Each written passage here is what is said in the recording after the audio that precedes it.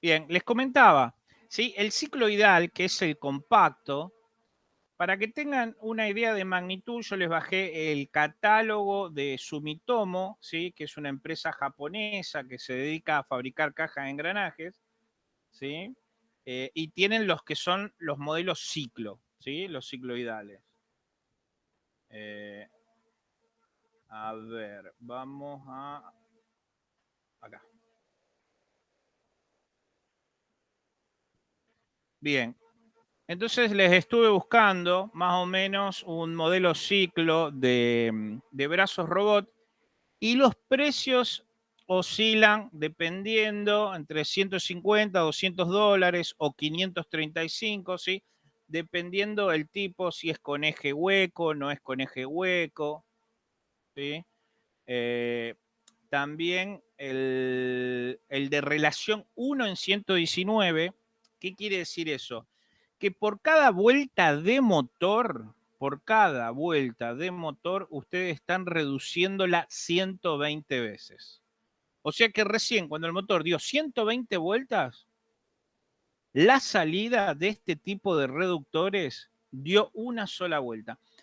Entonces, una de las ventajas que tiene es que ustedes reducen, ¿sí? Mucho más que cualquier tipo de caja, eh, la velocidad. Y por lo tanto también multiplican el torque, ¿sí? Ahora, si nosotros utilizaríamos una caja convencional, ¿sí? Por ejemplo, una caja con engranajes helicoidales, no rectos, ¿sí? Y prácticamente para llegar a una relación de 1 en 120, como son estos compactos, ¿sí? Necesitaríamos 3 etapas de engranajes helicoidales. Acá lo que pueden llegar a ver son 2 etapas, pero necesitarían una etapa más. Entonces, ¿eso qué haría? Que sea muy voluminoso, más pesado cada tramo del brazo robot, ¿sí? A su vez, que bueno, no sería suave, y por el otro lado tendría, cuanto más etapas ponemos, menos eficiente es el reductor. Va cayendo lo que se llama la eficiencia, ¿sí? ¿Y qué es caer la eficiencia? Y que, por ejemplo, si caemos un 10% la eficiencia, quiere decir que si estamos mandando un torque de 10, a la salida máximo tenemos un torque de 0,9, ¿sí? A la salida máximo tenemos un torque de 0,9. Eso es que se caiga la eficiencia, ¿sí? Entonces, acá, bien. Más o menos, fíjense, el tamaño de estos, y acá les descargué el catálogo para después pasárselos a ustedes, ¿sí? Ahí están las medidas y los diferentes tipos de modelo, porque vienen con eje hueco, con eje macizo, ¿sí? Vienen inclusive a 90 grados o no. Son cajas reductoras que permiten, ¿sí? Reducciones con una sola etapa, ¿sí? Acá se los pongo, pueden reducir 120 veces la velocidad. En función de eso, también está la multiplicación del torque. Se mantiene la potencia y ahora vamos a ver por qué. Con 2 etapas, ¿sí? Que es un poquito más ancho que uno de estos, los cicloidales, pueden reducir la velocidad alrededor de 7.500 veces. O sea, que si ustedes estarían usando un motor de 7.500 revoluciones por minuto, recién en el minuto termina de dar una vuelta a la salida. Fíjense entonces cómo con bajo volumen, bajo peso, mayores rendimientos, ¿sí? Pueden ustedes trabajar a menores velocidades, que es como trabajan, ¿sí? El movimiento de los brazos robot. Y a su vez, análogamente, cómo multiplican ustedes el torque, que va en relación a la relación en lo que se reduce la velocidad, se aumenta el torque, ¿sí? El beneficio es que cuando ustedes tienen un engranaje del tipo helicoidal, ¿sí? Y esto es para cualquier tipo de de caja engranaje, ¿sí? Cuando ustedes tienen un engranaje del tipo helicoidal, ¿sí? Perdón. Línea.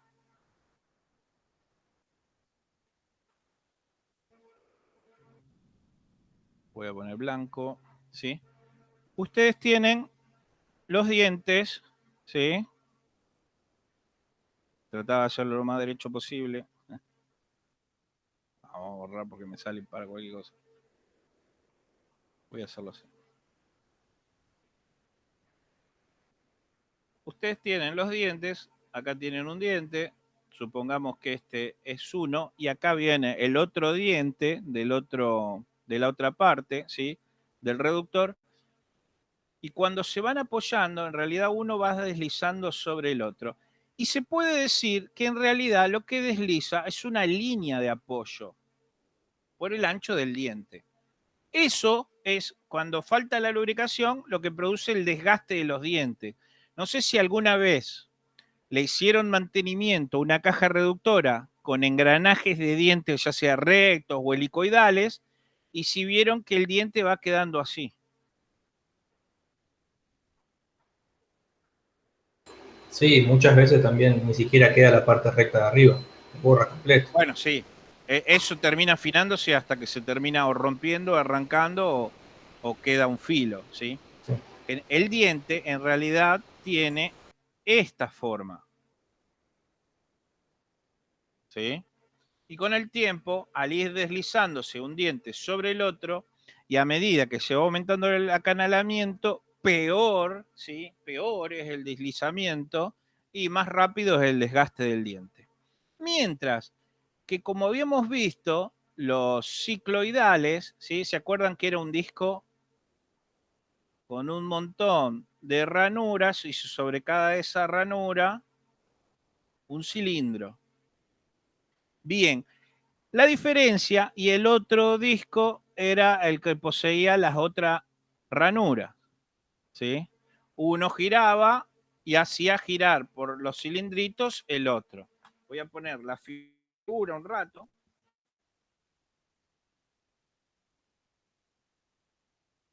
para que ustedes la vean, ¿sí? Del cicloidal, fíjense. La voy a poner bien grande, esperen, ¿no?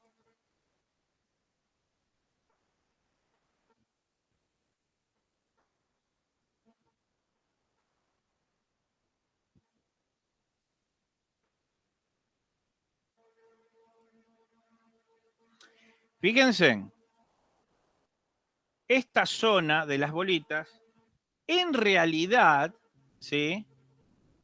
Lo que apoya es 2/3. En el otro apoyaba un diente. En esto, si dividimos en, perdón, lo toqué sin querer, en 3 zonas, lo que vamos a ver es que apoya en 3 lugares, en 2/3 de todos estos rodillos. Continuamente, siempre está apoyando en 2/3 de todo ese diámetro de rodillos, ¿sí? No de un rodillo, sino de toda esta circunferencia, está apoyando 2/3 continuamente. ¿Por qué? Porque este disco, fíjese cómo gira, que va excéntrico, moviéndose para cada lado. Bueno, en esta parte solo se... ven, eso ahí. Fíjense que ese disco se mueve excéntrico, por lo tanto, en todo momento siempre hay 2/3 apoyándose. De esa manera, ya no es una línea, ¿sí? No es una línea, sino que ahora son esa cantidad, si tiene 30, son 20 los que están apoyando, con lo cual aumenta el área de trabajo y en esa área se distribuye el esfuerzo. Con lo cual, esto provoca, ¿sí?, que el desgaste sea inferior, el ruido sea inferior y por el sistema, ¿sí?, cicloidal, ustedes pueden lograr en una sola etapa una reducción de 120/1. Recuerden, 120 vueltas de entrada de motor, una vuelta de salida de eje, ¿sí? Y si ustedes le ponen 12 tapas o compran el con 12 tapas, ¿sí? Lo pueden ver acá en los manuales, ¿sí? Si compran el con 12 tapas, ustedes pueden llevarlo a una vuelta de salida con prácticamente 7.500 revoluciones, cuanto mucho, sí, en la entrada. Una barbaridad, ¿sí? Lo que puede llegar a reducir. Y en función de esa misma relación, puede llegar a multiplicar el torque. Por supuesto, no va a multiplicar por 1.500 el torque. ¿Por qué no? Porque la limitancia ya está en que el tamaño del reductor, ¿sí?, ya limita los esfuerzos máximos. Si pudiéramos hacer uno más grande, vamos a lograr las mismas características y ahí sí recién el esfuerzo. Pero lo que lo limita es el tamaño, principalmente. El tamaño, la geometría, las dimensiones, es eso los que nos dan el esfuerzo máximo que puede hacer. En teoría, si los materiales fueran de resistencia infinita, a mismas dimensiones podríamos multiplicar, si lo reducimos en 100, el torque también lo podríamos multiplicar en 100, ¿sí? Pero acá la limitante es más que nada debido al tamaño de las piezas que lo conforman. No obstante, seguimos teniendo torques altos, por supuesto, inferior a la resistencia de la pieza más crítica que conforman este tipo de engranajes, ¿sí? Eso. Bien. Y acá hay una cuestión también a tener en cuenta, ¿sí? ¿Se acuerdan cuando hablábamos de los pares metálicos, de diferentes materiales, etcétera? Dentro, si bien ustedes acá, estos también vienen con chaveteros, ¿sí? Como les decía, bueno, acá está el precio, estos vienen también con chaveteros. Recuerden siempre lo siguiente, ¿sí? Cuando ustedes hacen una chaveta, ¿sí? ¿De qué material hacen la chaveta? De acero. ¿Y qué acero? No sé, pero es re duro. ¿Alguien más quiere decir algo? ¿Se acuerdan cuando hablábamos de correa, cuando hablábamos de cadena, de transmisiones? Bueno, La chaveta tiene que ser de fusible. La chaveta tiene que ser de fusible, ¿sí?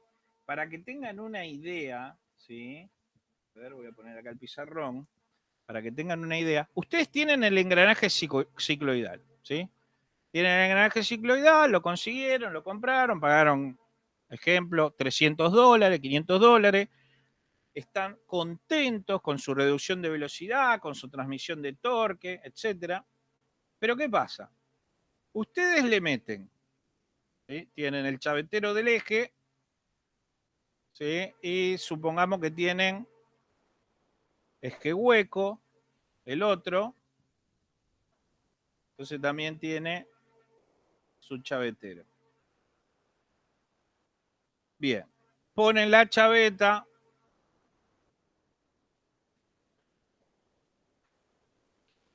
y acá un tema, ¿sí? Generalmente el material de los ejes es 1045 o 4045. Generalmente, ¿sí?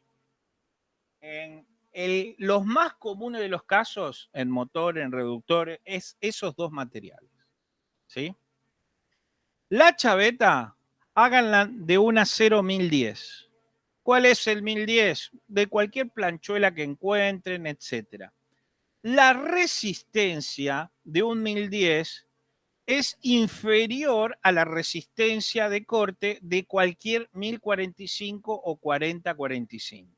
¿Sí? No me acuerdo, pero no sé si está 40% menos la resistencia o 50% menos, no me acuerdo. Entonces, este es el fusible, así como en la correa era, o se cortaban las correas o patinaban las correas, ¿sí? O en la cadena se corta el eslabón, ¿sí? En todo lo que sea elemento con chavetero, el que trabaja a corte, ¿sí? Es el chavetero. Chavetero. Así, espina elástica, ¿sí? Lo que ustedes estén utilizando, ¿sí? Eso es el fusible, ¿sí? Entonces, recuerden, cuando ustedes estén colocando un eje, un reductor, ¿sí? Un acoplamiento, etcétera, tengan mucho cuidado con el material que utilizan del chavetero. Siempre tiene que ser de inferior calidad a los del eje, porque si no, lo que van a provocar es que se empiecen a romper los canales, ¿sí? Del eje, y la chaveta no se rompe, ¿sí? Porque prácticamente, o sea, prácticamente no, tiene la misma resistencia que el material del eje.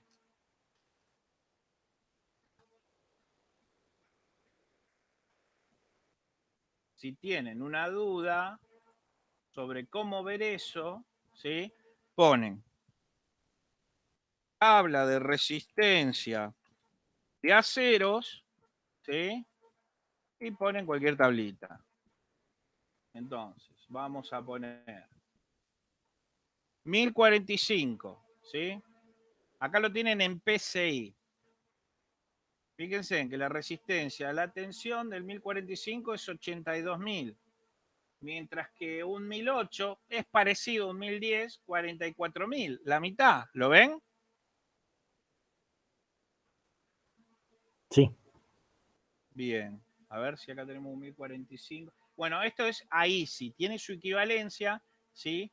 En los otros, con las otras tablas de acero. A ver. Estos cables de acero. Esto es acero inoxidable, los 300 y pico son acero inoxidable. Cable. Estos son tornillos por el número. Tabla de resistencia de aceros SAE. Vamos a poner.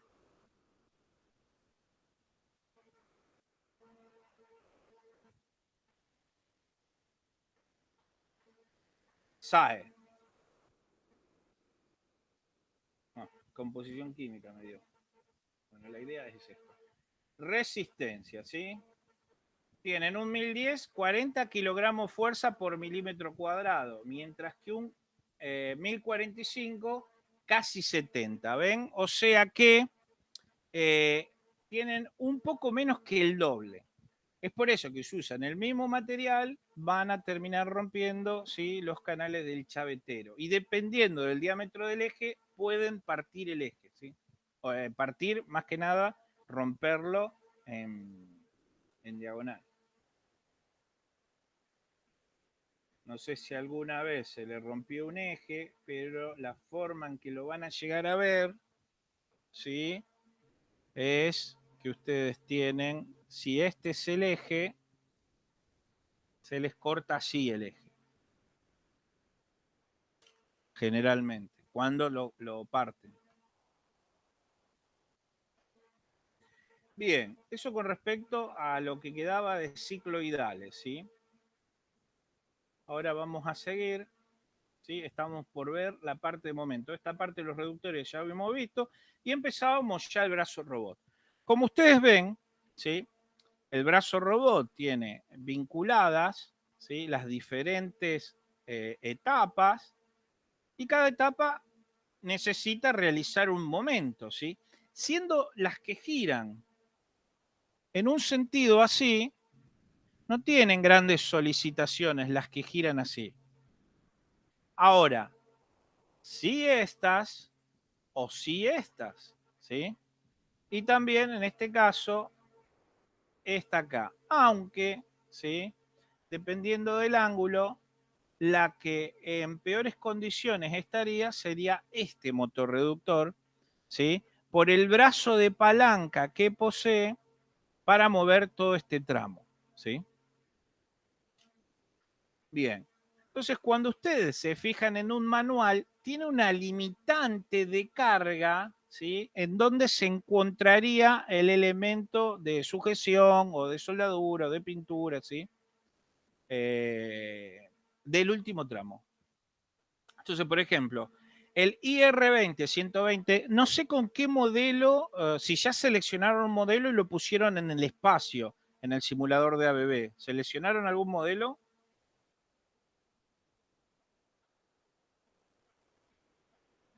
Sí, sí, seleccionamos el otro. Y el de ¿No 6 te acordás cuál era? una cosa así era. ¿No te acordás No, si era no el me acuerdo. 120, 140? Bien, en definitiva son todos parecidos, ¿sí? Dentro de la gama está acá. Van saltando de 120, 140, 160, etcétera, ¿sí? Pero en este caso es uno de los, un modelo de los más chicos, ¿sí? Este te dice que puede levantar hasta 3 kilos. ¿Por qué 3 kilos de carga? Bien. Porque además, recuerden, esta caja reductora tiene que levantar toda esta estructura a su vez. No es que solo levanta estos 3 kilos. Estos 3 kilos son, digamos, los kilos que quedan disponibles después de todo el resto de la cadena del brazo robot, ¿sí? Pero el manual te lo especifica. ¿Por qué? Porque si ustedes quieren cargar un paquete de 5 kilos, ¿dónde va a repercutir? Va a ser en este motorreductor. Si tiene algún sistema de protección por consumo, ¿sí? Porque pega un pico de consumo, ya sea en el amperaje, ¿sí? Bueno, puede ser que te salte una alarma y que te lo detenga. Es muy comúnmente, ¿sí? Pero si ustedes están trabajando siempre al límite con los kilajes, si bien tiene un margen de seguridad, ¿sí? Lo que ustedes empiezan es a repercutir en la caja, ¿sí? Ahora, al no ser ni de engranaje recto, ni de engranaje helicoidal, etcétera, por supuesto que lo soporta bastante bien y son prácticamente libres de mantenimiento esas cajas, ¿sí? Bien, entonces, volviendo a esos 3 kilos, ¿sí?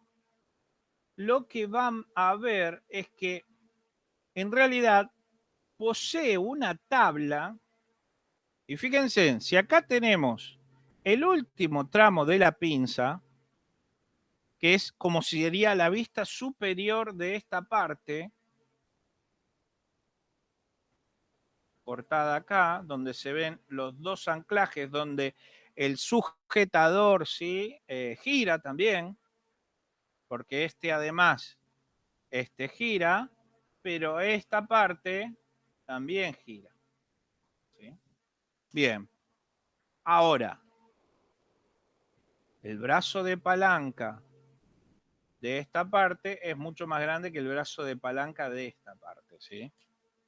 Por lo tanto, siempre el más crítico es el motor de atrás. Bien, ¿qué es lo que nos dice?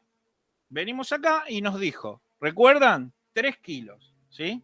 Pero ¿qué pasa con esos 3 kilos? 3 kilos es prácticamente, ¿sí? A 5 centímetros, ¿sí? O 6 centímetros, 3 kilos, un poco menos, 8 centímetros, si lo quieren, de esta posición. ¿Sí? 0,08 metros a esta distancia. Pero fíjense una cosa. Si ustedes se van alejando de la cercanía, se van alejando de acá, al ser momento lo que tienen que cuidar, ¿qué pasa? Fuerza por distancia. Más distancia, mayor Claro, torque. pero ¿qué pasa con el peso que tenemos que ir poniendo cuando nos alejamos? Y baja. Baja, muy bien. Entonces, fíjense que a medida que nos vamos alejando, podemos llegar, ¿sí? En realidad te permite trabajar, y acá lo van a ver, ¿sí?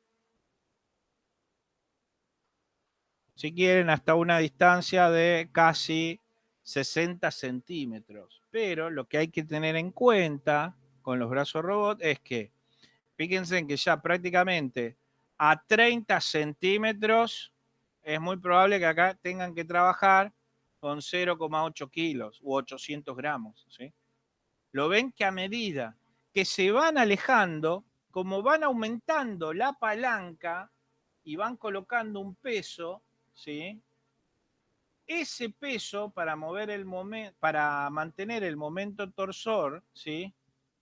inferior al momento torsor aceptable por el brazo robot, ¿sí? Como van aumentando esta longitud, esta fuerza, ¿sí? Tiene que ir achicándose. De esta manera se mantiene la relación, ¿sí? Por ejemplo, si a una distancia A, vamos a hacerlo con otro color, si a una distancia A y a una distancia B, ¿sí? Hacemos el igual. La fuerza 1, ¿sí? Y la fuerza 2, ¿sí? Si esta distancia es 1 y esta distancia es, vamos a hacer 2, ¿sí? En relación, ¿cómo terminan siendo la relación de fuerzas?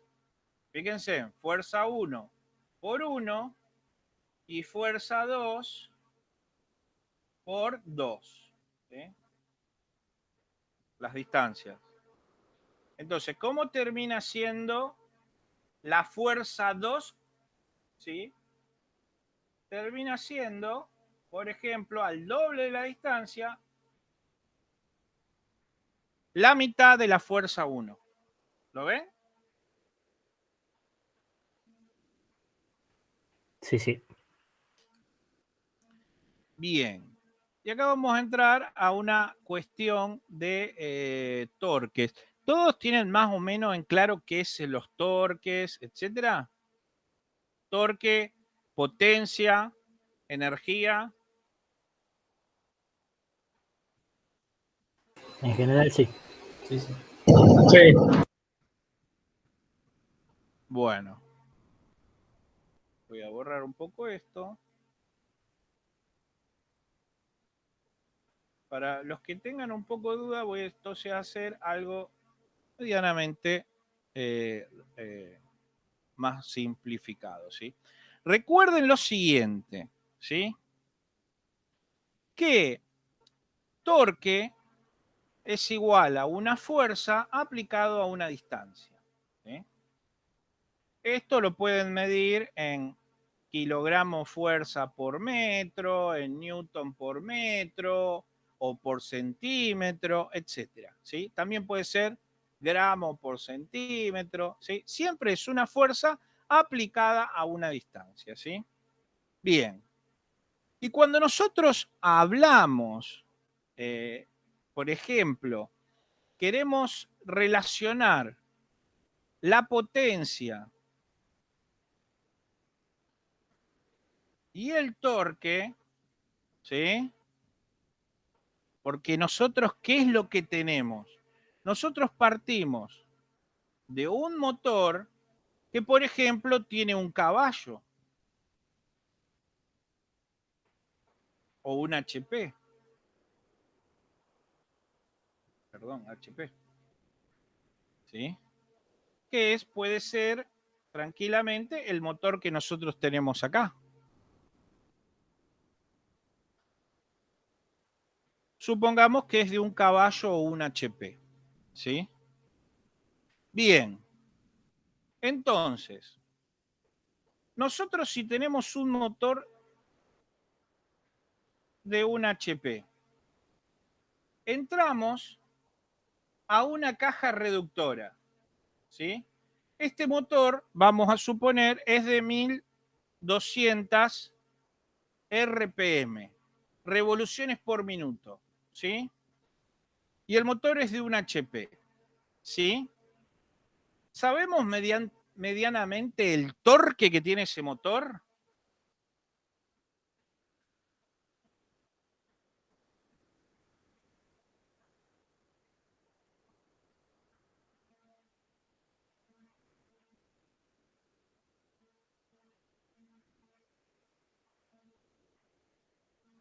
Nosotros sabemos la potencia y sabemos la velocidad a la que gira nominalmente.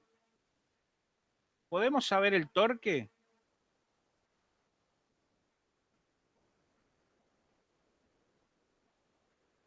En la tabla del motor, en la chapa, no lo diría a ese dato. generalmente en la tabla del motor, en la chapa, está.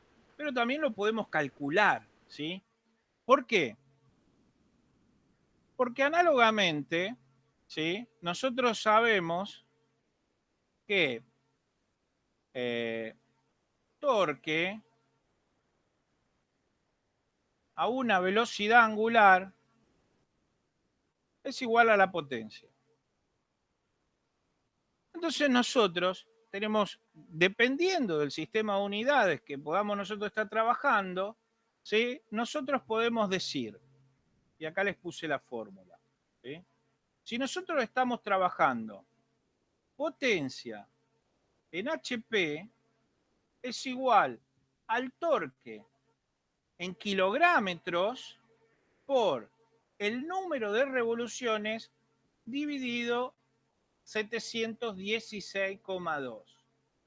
Si despejamos el torque, esta fórmula es genérica, ¿sí? Ojo, esta fórmula es genérica. Este número va a ir variando, ¿sí? ¿En función de qué? Si usan HP, si usan vatios, ¿sí? En función de, porque este número se termina dando por una relación de unidades. Si utilizan radianes por segundo o utilizan vatios en lo que es potencia, ¿sí? O radianes por segundo, como le decían, velocidad, etcétera, este número va a ir cambiando. Entonces, van a buscar, yo les paso esta fórmula, que es la más común, y ustedes el torque lo pueden sacar sabiendo que si tienen un motor de un HP, ¿sí? Si lo quieren hacer con un caballo, van a tener una diferencia, ¿sí? Que un caballo vapor, son más o menos 736 vatios. Mientras, esto estamos hablando, ¿sí? De potencia, ¿eh? Pero ahí abajo está mal la de torque, está mal el número, ¿no? Sí, esto acá puede ser 16. Sí. Bien, y un HP es 746 vatios. O sea, el error es nada, es ínfimo. Menos, ¿sí? Del 10%, menos del 5% también, ¿sí? Es nada. Bien. Lo que les quiero decir es que entonces ustedes quieren calcular el torque y pueden saber si tienen el motor y la velocidad a lo que lo van a hacer girar, que es la velocidad de entrada al reductor, ¿sí? Reductor, entonces ustedes tienen, ¿qué es? Un HP, supongamos que el motor gira a 1200 RPM, son las vueltas por minuto, ¿sí? Dividido 716. ¿Alguien me lo quiere calcular o lo calculo yo?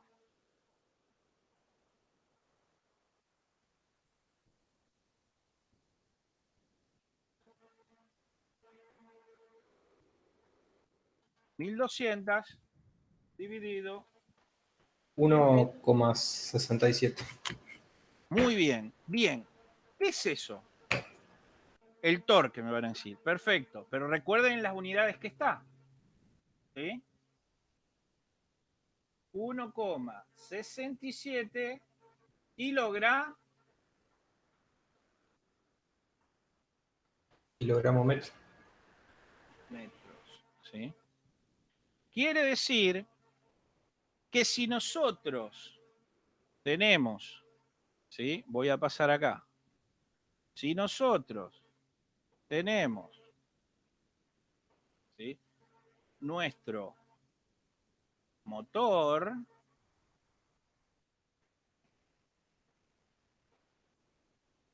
Eso es podríamos, ¿sí?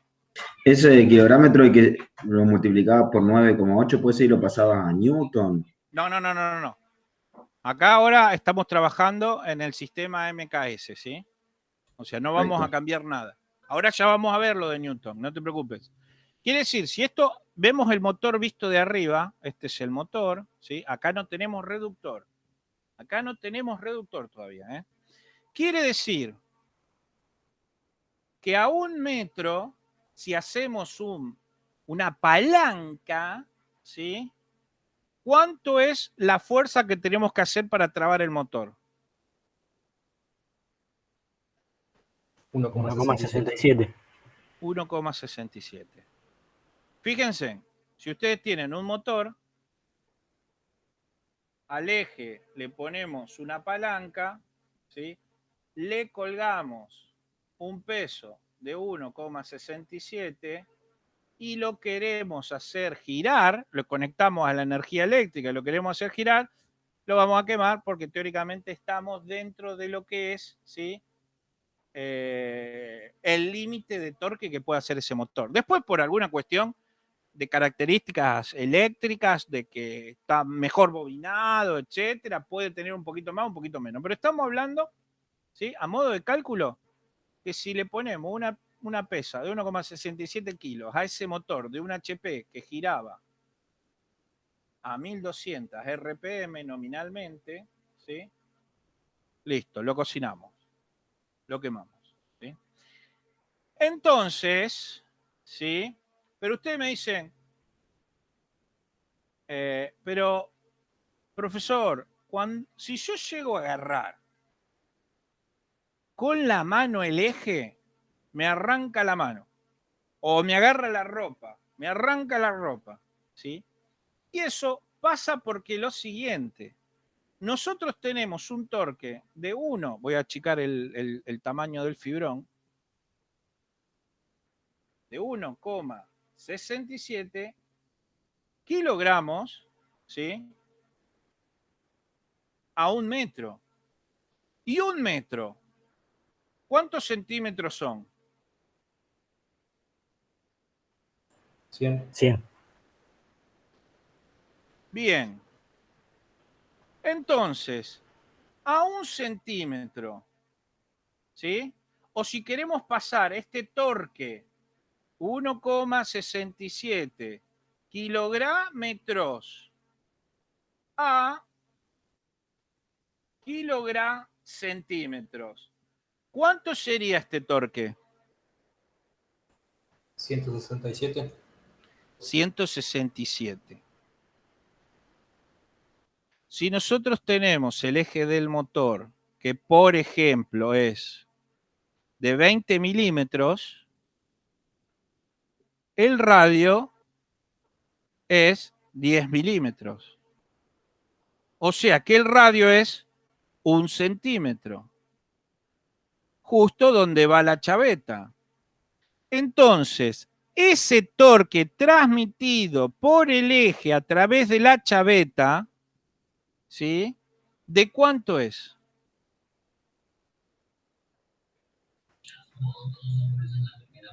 $167 kilogramos por centímetro. 167 kilogramos por centímetro, ¿sí? Ojo, reduciéndole la velocidad, ¿no? Bien. ¿Cuándo vamos? ¿Sí? Perdón, eso es tranquilamente, a la velocidad de trabajo, no hay problema, ¿sí? 167 kilogramos centímetros. ¿Cuándo nosotros? Voy a poner una página nueva. ¿Borro esto? ¿Se entendió esta parte? En realidad voy a borrar parte, no quiero borrar todo. Borrar.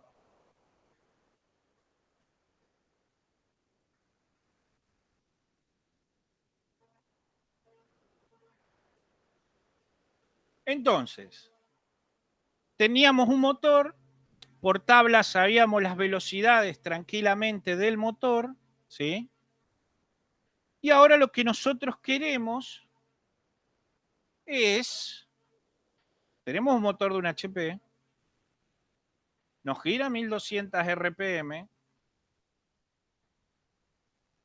supongamos, y ahora lo que nosotros queremos es, con ese motor, ¿sí? Mover un tramo de un brazo robot, o mover una palanca, o mover lo que sea, ¿sí? Bien. Ahora, directamente con el motor sabemos que nos limita el torque a la distancia hecha, porque si nosotros acoplaríamos el motor directamente al tramo del brazo robot, y esto posee un peso, por ejemplo, ¿sí? de 20 kilos, sabemos muy bien, o podemos calcular, ¿sí?, que no lo podríamos levantar con este motor. ¿Sí? E inclusive, como factor de seguridad, si bien el centro de masa de este bloque estaría acá en la mitad, y podríamos suponer que los 20 kilos, ¿sí?, se encuentran en la mitad de la longitud del brazo robot, como factor de seguridad podríamos directamente tomar que los 20 kilos lo tenemos acá, como para asegurarnos que no nos quedemos cortos, ¿sí?, de fuerza. O sea que nosotros el torque que tendríamos que tener en el motor, ¿sí?, ¿de cuánto tendría que ser el torque? Si este tramo es 1 metro.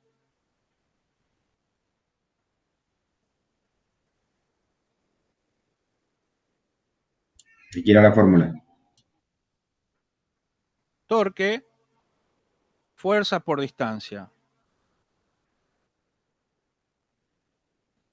Dijimos que esta es la fuerza.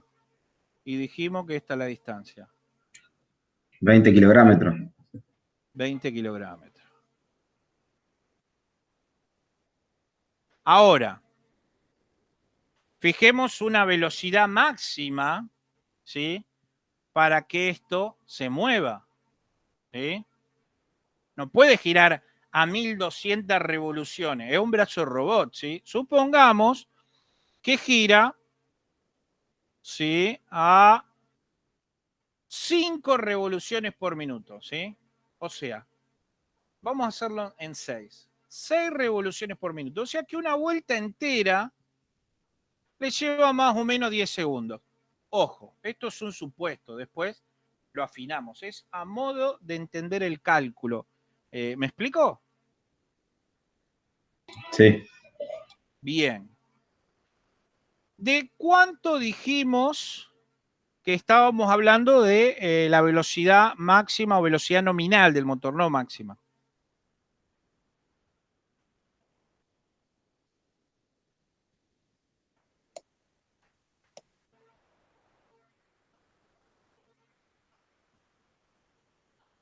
¿1200 revoluciones por minuto? ¿Se entiende? Y nosotros tenemos que llevarlo a 6 revoluciones por minuto. Bien. 1200 dividido 6.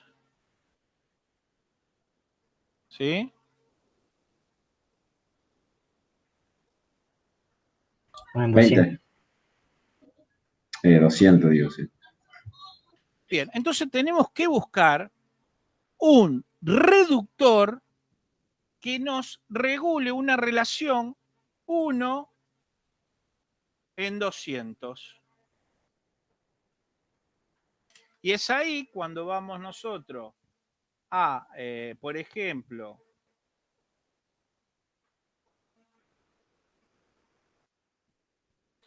los catálogos de reductores y buscamos la relación. Yo voy a agrandarla. Este es un cicloidal, ¿sí? Ya que estamos, vamos a trabajar con un cicloidal. ¿Por qué no me lo agranda? ¿De una etapa era hasta 120?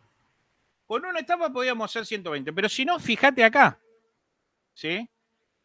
Recordá que acá en Argentina trabajamos con 50 Hz, ¿sí? Bueno, este catálogo es 60 Hz, que es generalmente lo que se utiliza en Brasil, en Asia, ¿sí?, en Norteamérica, ¿sí?, más que nada la reglamentación americana, ¿sí?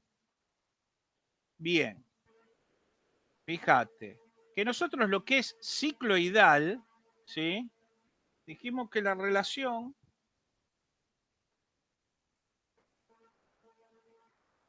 uno en 200, ¿sí? Nosotros, con una etapa de cicloidal prácticamente,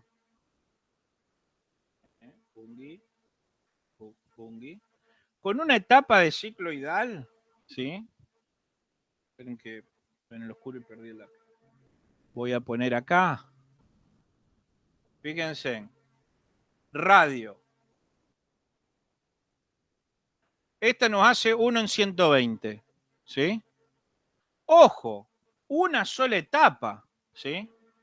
Si tuviéramos 2 etapas del cicloidal, que es el que vimos, el que veníamos viendo, los cicloidales, que son los compactos, fíjense que podemos usar uno de estos o podemos usar uno de estos, ¿sí? ¿Se entiende?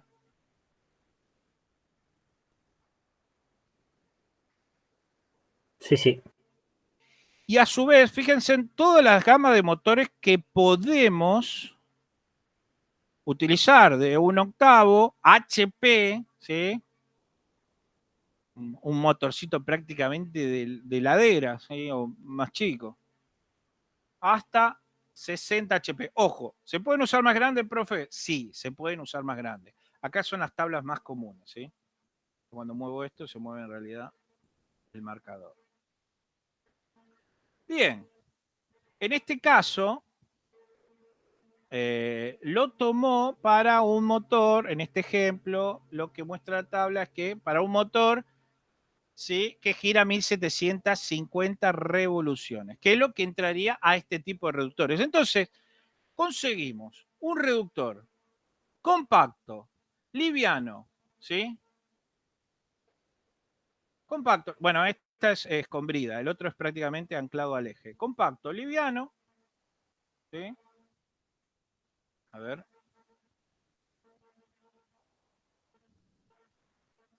Y podemos inclusive ya ir mirando el peso como para ir también teniéndolo en cuenta en el torque, ¿sí? Porque en función de los torques, fíjense que acá las especificaciones hay 23 tamaños, ¿sí? Los pesos van entre 5 libras y 5.000 libras, ¿sí? Después vamos perfectamente a la tabla. El torque va entre 55 y 603 libras por pulgada. Para que tengan una idea, una libra son 400 gramos o 0,4, más o menos 2 libras y media es 1 kilo, ¿sí? Más o menos. Tendríamos que fijarnos en la tabla. Los HP que podemos acoplar son tranquilamente 0,10 HP, ¿sí? Una décima de HP, o sea, unos 73 vatios, un motorcito de ventilador de techo, ¿sí? Hasta 235 HP. Con una sola etapa de estos compactos, podemos llevarlo de 1/3 a 120 a 1, casi 119 a 1. Con 2 etapas podemos llevarlo de 104 a 7.569. O sea, por cada 7.500 vueltas del motor, hacemos una vuelta a la salida de este tipo de reductores compactos. Y si le ponemos 3 etapas, podemos llevarlo, ¿sí?, de 8.041 a 1 a 658.503. ¿Sí? Quiere decir que por 658.500 vueltas, ¿sí?, recién a la salida tenemos una vuelta de movimiento de eje, ¿sí? En beneficio de esa reducción, ¿sí?, tenemos el aumento de torque, ¿sí? Nosotros en beneficio, y acá nos dice que dependiendo el motor, cuánto máximo en libras por pulgada, como les dije, nosotros teóricamente en una reducción, como un motorreductor, se podría tomar simplemente como un juego de palancas, ¿sí? Si nosotros a un reductor, a un motor de 1 HP, bajamos la velocidad a la mitad, el torque nos podría subir al doble. Sí. Pero la limitante es que cuando jugamos con esas relaciones, y ya pasamos relaciones de 100, 200 a 1, ¿sí?, ya la geometría de las piezas, el tamaño de las piezas ya son el limitante, ya no es una cuestión ideal, ¿sí?, sino que ya es el limitante. Si no, tendremos que construir piezas cada vez más resistentes, con lo cual tenemos que ir cada vez a piezas más grandes. Entonces, él nos dice que este tipo de reductores, hasta, bueno, un paso eran hasta más o menos 121, pero en 2 etapas, uno que nos achica esas 200, este reductor, ¿sí? Nuestro máximo torque que podemos hacer son 390.000 libras por pulgada, ¿sí?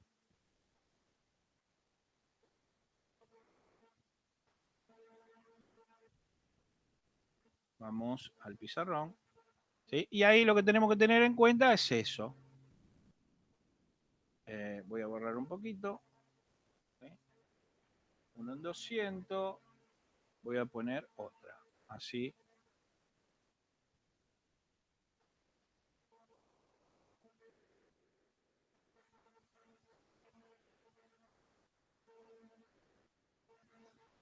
Bien, voy a poner otra. Así puedo borrar esta.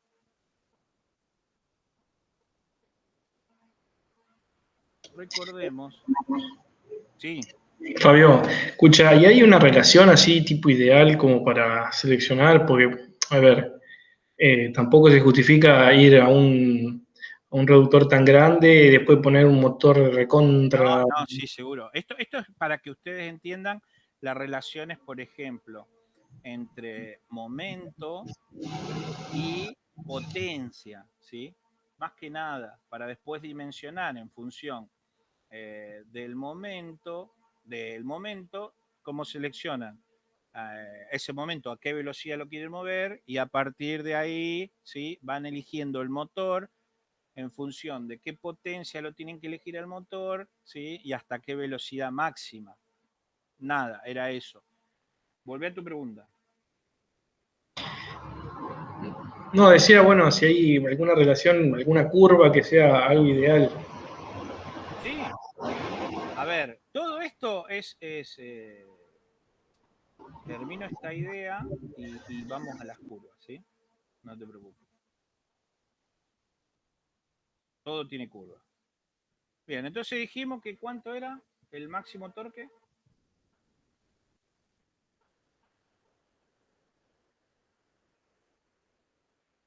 $390.000 libras por pulgada.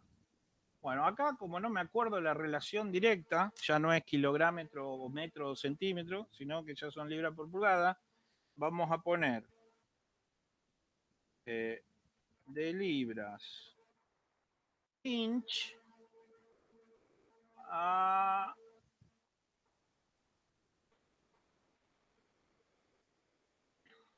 libras inch, vamos a poner libras inch a kilogramo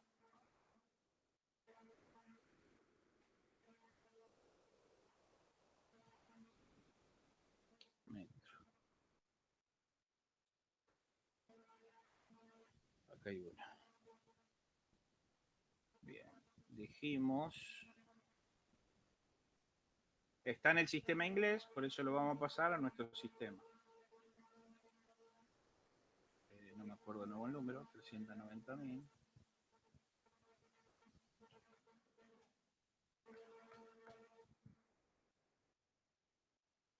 Bien, ya es un número más razonable en nuestro sistema. 4.493 kilogramos. ¿Sí? ¿Qué quiere decir? Que con un motor de esas características, ¿sí? El máximo, perdón, con una caja de esa característica, acá. El máximo es 4.493 kilogramos. ¿Sí? Ojo, ¿es el torque que podemos hacer con nuestro motor de un HP?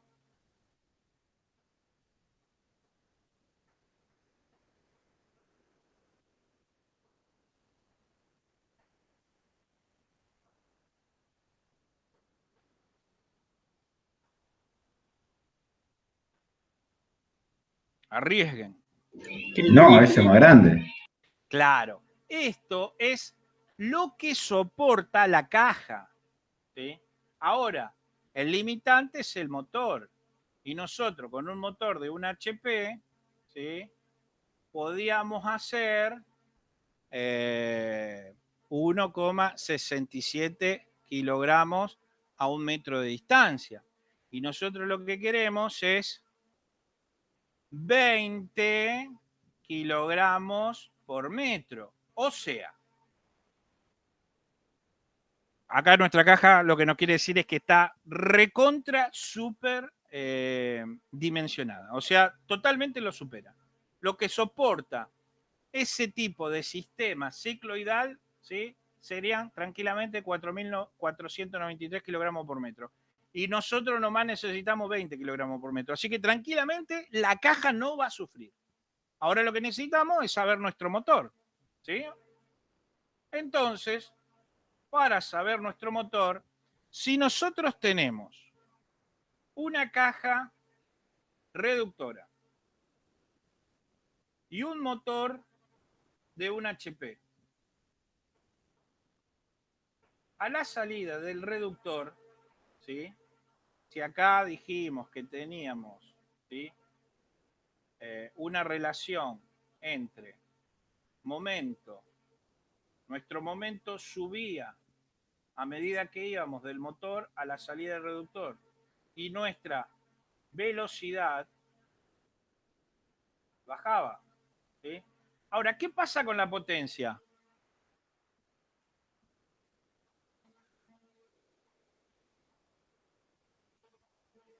La potencia se mantiene. La potencia se mantiene. Está bien. Si nosotros... Deben un segundito. Tengo uno colgado. Permíteme. ¿Todos la tienen clara que la potencia se mantiene?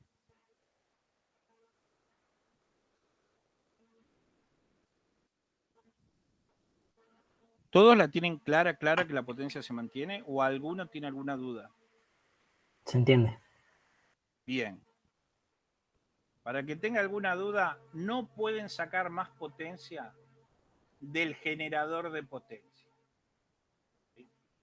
Si el motor es de 100 HP, no pueden sacar más de 100 HP. Ni no hay regla, ¿sí?, en el mundo que aumente la potencia, ¿sí?, cuando estamos hablando de un motor con su límite de potencia, ¿sí? Si ustedes, la planta generadora le da un HP, a la salida del reductor también van a tener un HP, ¿sí? Muy distinto es el momento torsor y la velocidad. ¿Por qué? Porque ustedes lo que bajan en velocidad lo aumentan en proporción en el torque, ¿sí? Entonces, si tenemos 20 kilogramos por metro, ahora lo que vamos a hacer es, sabemos que necesitamos un torque de 20 kilogramos y lo que queremos calcular, ¿sí?, sabemos que lo queremos hacer, ¿sí?, mover a, por ejemplo, 6 RPM. Sabemos que vamos a usar un reductor de 200 en 1 por si usamos el motor de velocidad de entrada de 1200 RPM. ¿Sí? Entonces, tenemos el torque, tenemos la velocidad o N, número de vueltas, ¿sí?, 1200 RPM.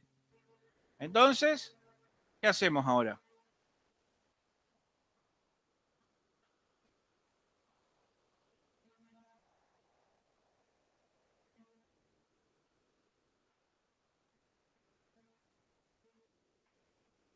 Tenemos la potencia, tenemos el torque, tenemos las revoluciones. ¿Qué podemos hacer tranquilamente? Saca la potencia. Sacamos la potencia y listo.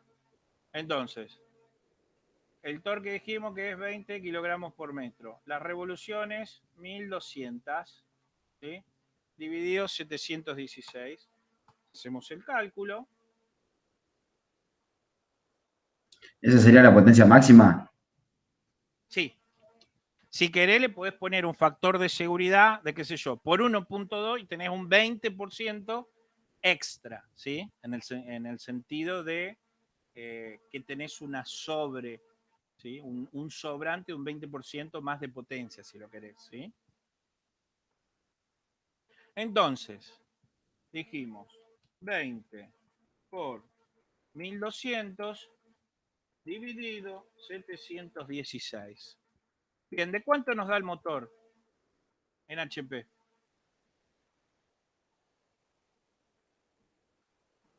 33, ¿o no? 33 y medio. Entonces tenemos tranquilamente un motor de 33,5 HP. Y listo. Y ahí lo que hacemos es después elegir el tipo de servo o el tipo de motor, ¿sí? Que nosotros queremos acoplar. Entonces ya vamos viendo. Si bien esto en el brazo robot ya está, lo único que tenemos que buscar es el reemplazante, la idea es que ustedes entiendan por qué ese reductor, por qué ese motor, por qué ese límite de torque en la punta del extremo del brazo robot, ¿sí? ¿Por qué esa tabla? Y, según preguntaba Ariel, dice, ¿tenemos tabla? Sí, por supuesto que tenemos tabla. ¿Sí? Hay tabla para todos.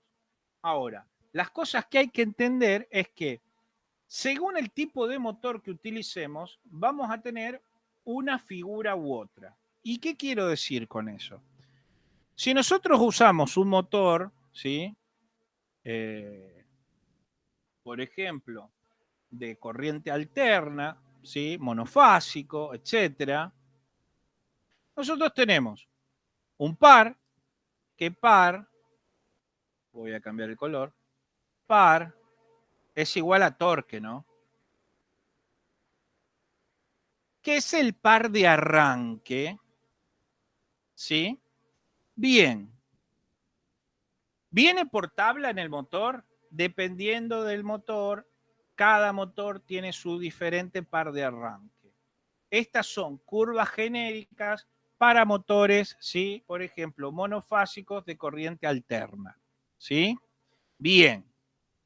¿Qué pasa si nosotros la carga que le pusimos es mayor al par de arranque?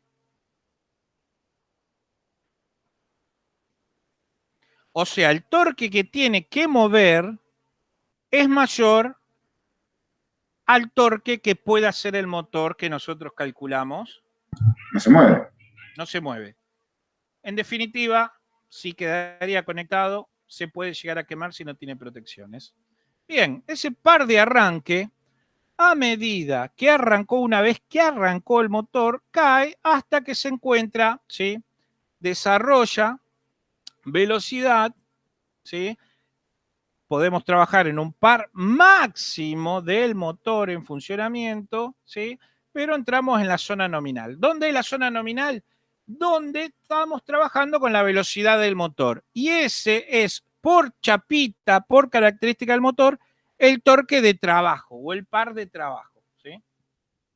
Generalmente este es el par de trabajo. Y es la zona estable. Si nosotros nos movemos en esta zona, o sea que estamos trabajando en el par y la velocidad nominal, si nos dice 1200, acá estarían las 1200, ¿sí? En realidad no son 1200, en realidad son 1100, por ejemplo, 95. 1200 es la velocidad a la que gira el campo magnético.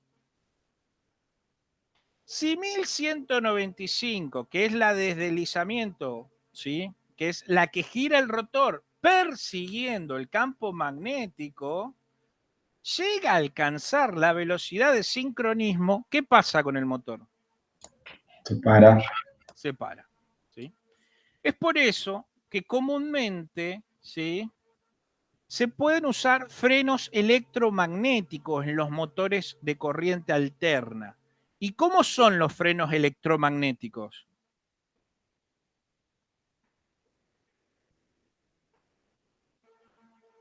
Para clavar un motor de corriente alterna. ¿No tiene una Ingresarle- especie de discos en el frente? que se O genera un eléctrico, perdón, el freno eléctrico, no electromagnéticos. Pero Se bueno, introduce pues, corriente continua. directamente al bobinado, le mandás corriente continua. O sea, se intercambia. Si querés, vení con la corriente alterna, la rectificás y entra directamente con un cuadro de diodo o le mandás corriente continua. ¿Y qué provocaste con corriente continua? Un campo magnético fijo, y un campo magnético fijo.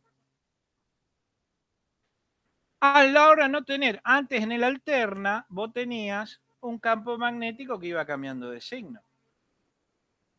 En este tenés un campo magnético que no cambia de signo. Con lo cual lo que provocaste es directamente un imán, un polo norte, un polo sur y clavaste el motor. Es por eso que muchas veces se puede frenar o clavar un motor de corriente alterna directamente mandándole a sus bobinados, que es muy común, ¿no? También. O sea, no es nada de otro mundo. Vos conmutás la corriente alterna y le mandás corriente continua, ¿sí? Y listo. Se te clavó el motor, se te frenó. Lo querés desclavar, conmutás nuevamente y volvés a arrancar, no hay problema. Lo podés parar en seco prácticamente. ¿Sí? Muy bien. Fíjense en que este es el par resistente. Este par es el análogo al que nosotros estuvimos calculando con lo que tiene que mover. ¿Sí? Esto es lo que tiene que mover. ¿Sí? Siendo en velocidad nominal el par, ¿sí? Que calculamos puntualmente. ¿Sí? Y ahí trabajaría nuestro motor. ¿Sí? Si nosotros estamos a variar la velocidad en motores trifásicos, ¿sí? Dentro de esta zona, con variadores convencionales, esta curva se comporta de la misma manera. Fíjense si nosotros bajamos la velocidad y este sería más profundo. Podíamos entrar en una zona donde nuestro par mínimo de motor es menor que el par necesario de trabajo. ¿Sí? Eso es lo que ocurre o que puede ocurrir, ¿sí? En variadores convencionales. Ahora los variadores, ¿sí? O arrancadores suaves, ¿sí? Tienen una corrección de eso porque en realidad varían por frecuencia la velocidad para tratar de mantener el par, ¿sí?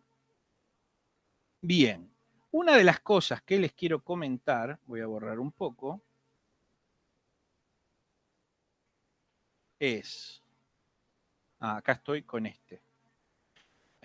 Bien, tengan en cuenta esto. Si ustedes trabajan con un motor trifásico, el cual tiene el motor, y creo que ya se los dije, y acá tienen el ventilador, ¿sí? Cuando ustedes estén trabajando, ¿sí? Supongamos que el motor seguimos con con un HP. Un HP, ¿a qué es igual?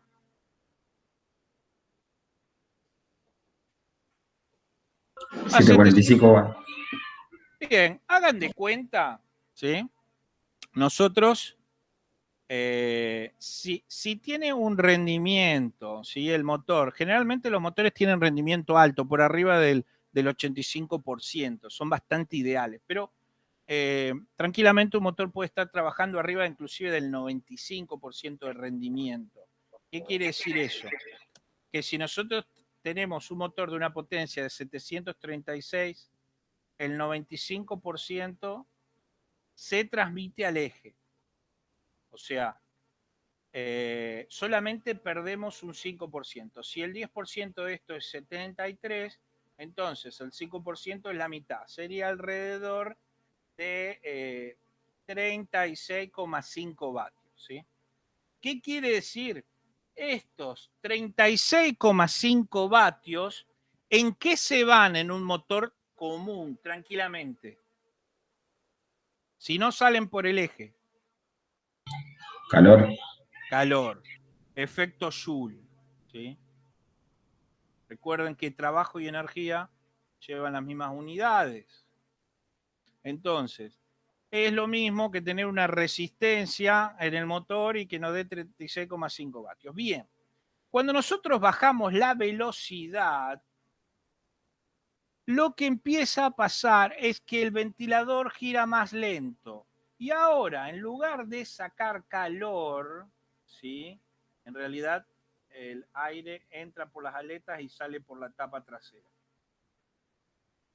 En lugar de sacar calor, el ventilador gira cada vez más lento y ya no saca calor. Entonces, ya no nos está evacuando estos casi 40 vatios que nos van provocando que la temperatura del motor ahora suba.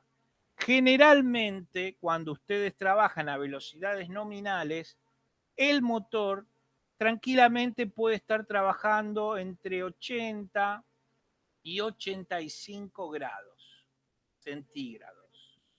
Tranquilamente. Si está menos, está muy bien. Quiere decir que además la zona de alrededor del motor le sirve para refrigerarlo. Si está a más, hay que medir la zona. Si la zona es caliente, la zona de alrededor del motor, bueno, en lugar de estamos sacando calor, le estamos tirando calor al motor. Pero el motor, como máximo, tiene que trabajar a 90 grados centígrados. Si está trabajando a más, se nos reduce la vida en horas del motor. Entonces, lo que tenemos que tener en cuenta es que si usamos un variador de velocidad y hay momentos en que la velocidad del motor nos pasa, por ejemplo, 1200 revoluciones a 100, 200, ya ese calor no lo está sacando. Con lo cual, esos 80, 85 que trabajaban normalmente, en cuestión de una hora, los pasamos. Si nos pasamos de los 90 grados, ¿sí? Se rompe la película lubricante de los cojinetes, si es rodamientos, si es rodillos, ¿sí? Y lo que nos va a provocar es que se nos empiecen a marcar los rodamientos y listo. Ya en X meses se nos clava el motor. Entonces, esa es una de las cosas que hay que tener en cuenta con respecto a cuando variamos la velocidad en esta clase de motores, ¿sí? Generalmente se soluciona poniéndole un cooler, ¿sí? Pegándole un cooler y que siempre ese cooler esté trabajando a la misma velocidad independientemente del motor, ¿sí? Bien, ahora, cuando ya pasamos, por ejemplo, a servomotores, que es el ideal utilizado en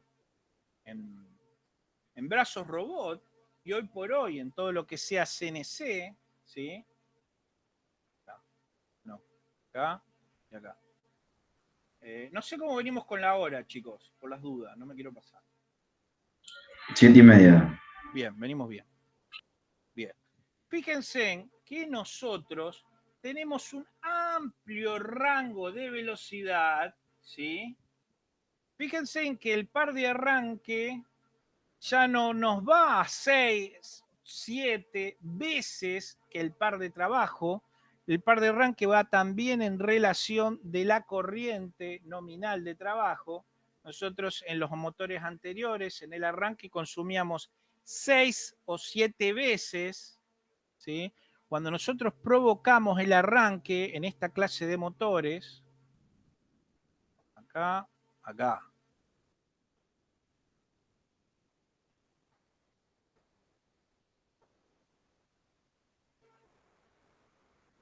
Bien, cuando nosotros provocamos el arranque en esta clase de motores, ¿saben cuánto consumo de corriente realizamos? La corriente normal de trabajo. ¿Cuántas veces la corriente normal de trabajo?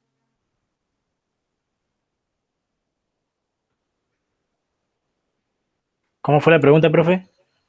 Cuando nosotros arrancamos un motor común, ¿sí? De corriente trifásico, por ejemplo, ¿sí? ¿Saben a cuánta, cuál es la proporción o cuántas veces más la corriente de trabajo consumimos en el arranque? ¿Era 7 veces o me estoy confundiendo con otra cosa? No, puede ser 5 a 7 veces. O sea que si nosotros tenemos un motor que consume 1 ampere, en el arranque consume 7 amperes. Es por eso que si utilizamos, por ejemplo, en un brazo robot, que paramos, arrancamos, paramos, arrancamos, paramos, arrancamos. ¿Por qué? Porque tiene que hacer ese movimiento, ¿sí? Tiene que hacer continuamente ese movimiento. Si usaríamos este tipo de motores, a su vez que no tiene las características técnicas, ¿sí? A su vez, estaríamos continuamente, ¿sí? Más que nada trabajando en esta zona de arranques continuos, de arranque, trabajo, arranque, trabajo, arranque, trabajo. Eso nos provoca calentamiento en el motor. Es por eso que en estos tipos de motores, ¿sí? Lo que usamos para, qué sé yo, construir una máquina son los arrancadores suaves, que lo que nos provocan es que nos llevan al punto de trabajo. Es por eso, ¿sí? Que se compran y se utilizan arrancadores suaves. Entonces, lo que provocamos es que nos lleven directamente al punto de trabajo, ¿sí? Aumentando gradualmente la velocidad, ¿sí? Y no se nos produzcan estos picos de corriente. Estos picos de corriente nos reducen la vida del motor, ¿sí? ¿Por qué? Porque van provocando sobrecalentamiento. Y si tenemos un motor que trabaja intermitentemente en arranque y parada, mucho del calentamiento se produce por esta parte. El arranque de estrella triángulo no cumplía un poco una función similar. Pero el arranque estrella triángulo se utilizaba generalmente para motores grandes, pero también producía lo que se llaman armónicos en la línea, ¿sí? O sea, es un arranque que vos le mandás a la estrella y después le cambiás a triángulo, ¿sí? Pero no es un arranque suave. Sí era porque principalmente si vos querías mover, ¿sí? Por ejemplo, tenés un balancín de una prensa, ¿sí? Y tenías que moverlo con un motor, ¿sí? Por más que el motor sea de gran potencia, muchas veces te quedaba, si empezabas directamente en triángulo, ¿qué te pasaba? El motor te quedaba parado, ¿sí? Entonces, el arranque estrella triángulo le daba mayor potencia en el arranque y después lo pasaba a triángulo para que trabaje normalmente, ¿sí? Si no, a veces no arrancaban, ¿sí? Generalmente se utilizaban máquinas viejas y grandes, motores chicos y para bajas potencias de trabajo no se utilizaban, ¿sí? Directamente en triángulo no arrancaban. Perfecto. Bien, entonces decíamos, este tipo de servomotores, que es como vimos la figura, son estos acá, ¿sí? Lo que nosotros tenemos directamente con el driver es que podemos movernos dentro de la velocidad manteniendo un par constante. Y al mantener el par constante, nosotros tranquilamente podemos trabajar, por ejemplo, lo que es el brazo robot, variando tranquilamente la velocidad. ¿Por qué? Porque un brazo robot no trabaja en velocidades continuas, ¿sí? O después cae, sino que tiene ciertas etapas. Cuando, por ejemplo, nosotros queremos mover una pieza de un punto A un punto B, ¿sí? Una de las cosas que hace es un acercamiento. Y ustedes lo empezaron a ver, ese acercamiento. Si ya empezaron a ver cómo se programa el ABB, hay una variable que a partir de una distancia, ¿qué pasa?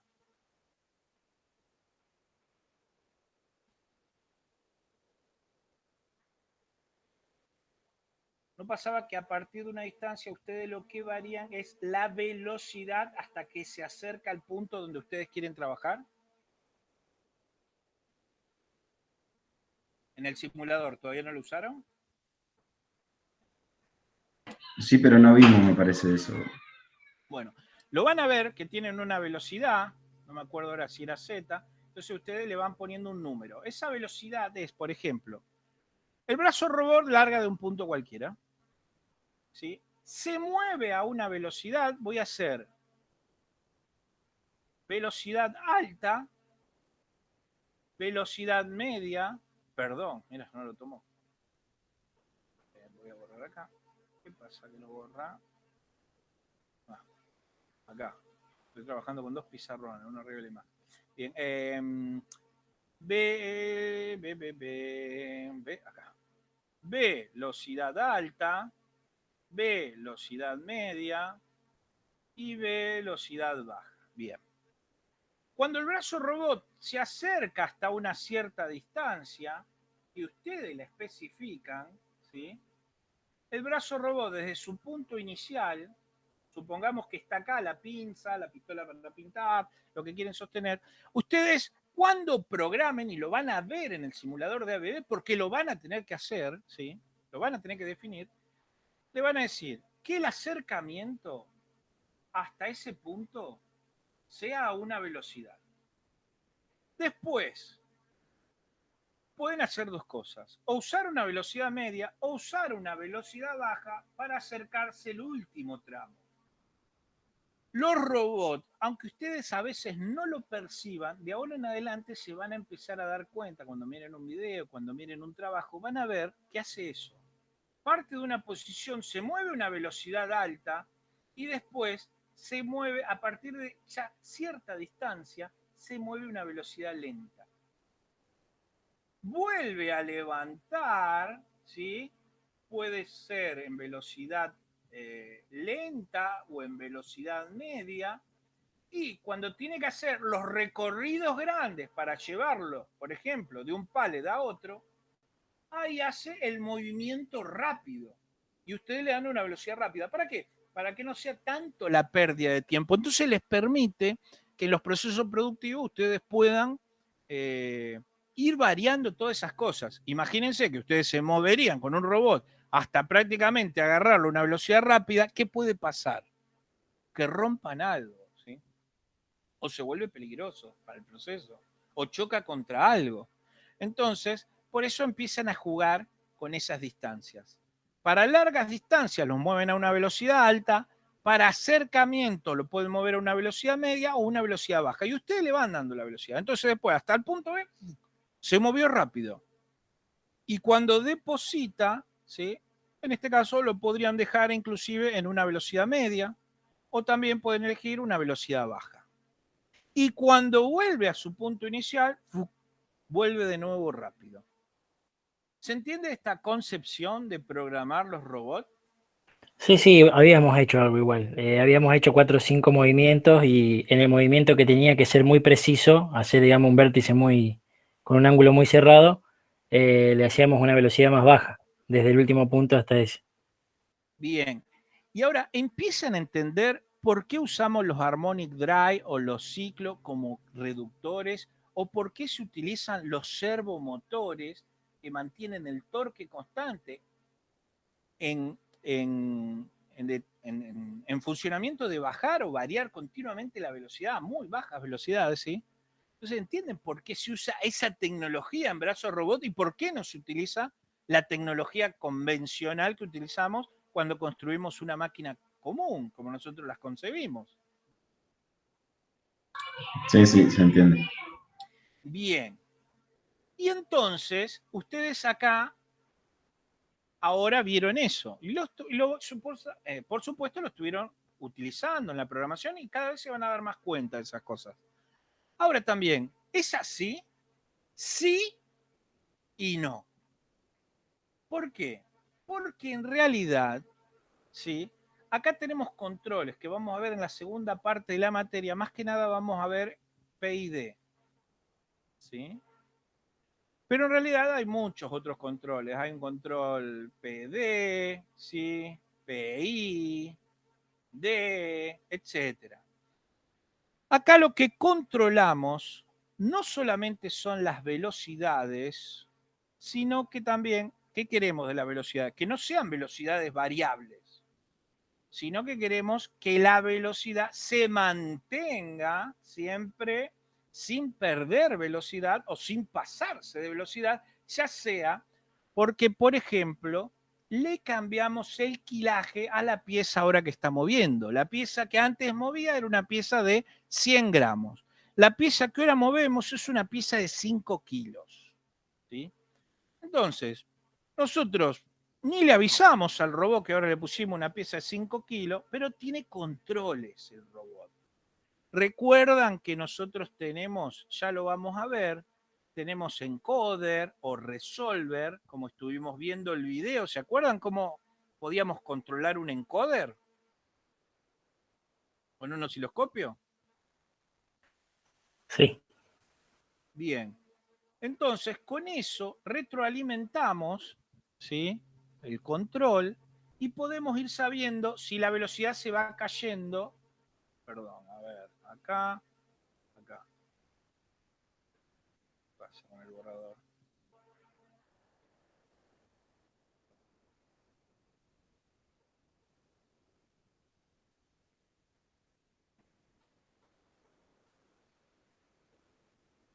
Ah, no debe ser este, debe ser este.